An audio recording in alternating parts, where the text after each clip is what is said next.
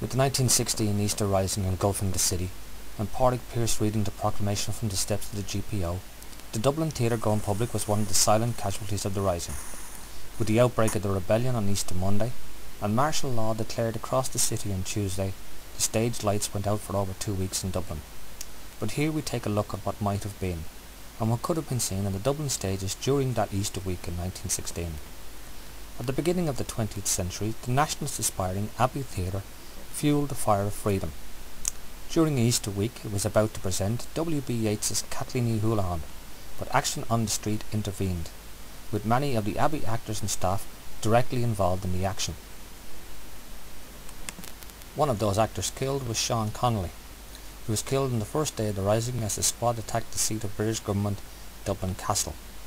Fellow actor Arthur Shields was a member of the GPO garrison and was indirectly involved in the launch of the rebels' own radio station located on O'Connell Street.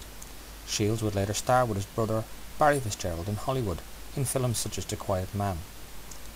Those from the Abbey Street Theatre were involved in the Rising are remembered by a plaque in the new Abbey Theatre lobby. The main Dublin theatre of the day in 1916 was the Theatre Royal located on Hawkins Street. And due on stage that week was vaudeville star Kitty Francis starring in a one-act satire Mrs. O'Malley's Kitchen, written by K.F. Welsh in 1914. The Theatre Royal is no more, having closed in 1962, being demolished and replaced by a towering office block that is used today by a number of our government departments.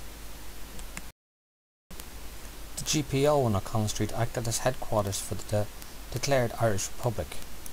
Around the corner was the Coliseum Theatre, located on Henry Street, that was completely destroyed by the British artillery bombardment of the rebels' HQ.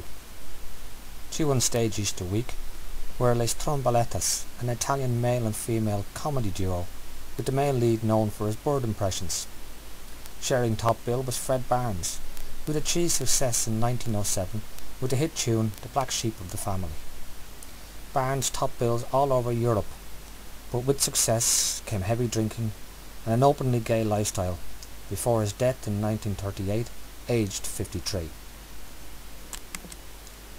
Meanwhile, over at the Empire Theatre on Dame Street, now known today as the Olympia, Dublin's pantomime favourite, Madge Clifton, was the star in what was described as a musical mélange called Chalice. The show was produced by legendary Dublin music hall producer Barney Armstrong, whose funeral in October 1921 was featured on the British Pate newsreel.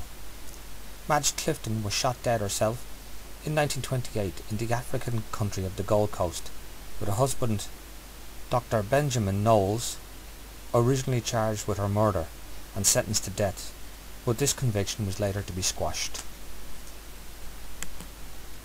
At the Gaiety Theatre on Easter Monday night, you could have enjoyed the D'Oyly Carte Opera Company's production of Gilbert and Sullivan's comic opera The Gondoliers. The opera company, which was specialising in comic operas, had been formed in 1874 by Richard D'Oyly. Some of the theatres during Easter week across the city were also due to show British propaganda war movies, but the action jumped from the silent movie screen to the reality of the Dublin streets, with death and destruction being brought upon a population.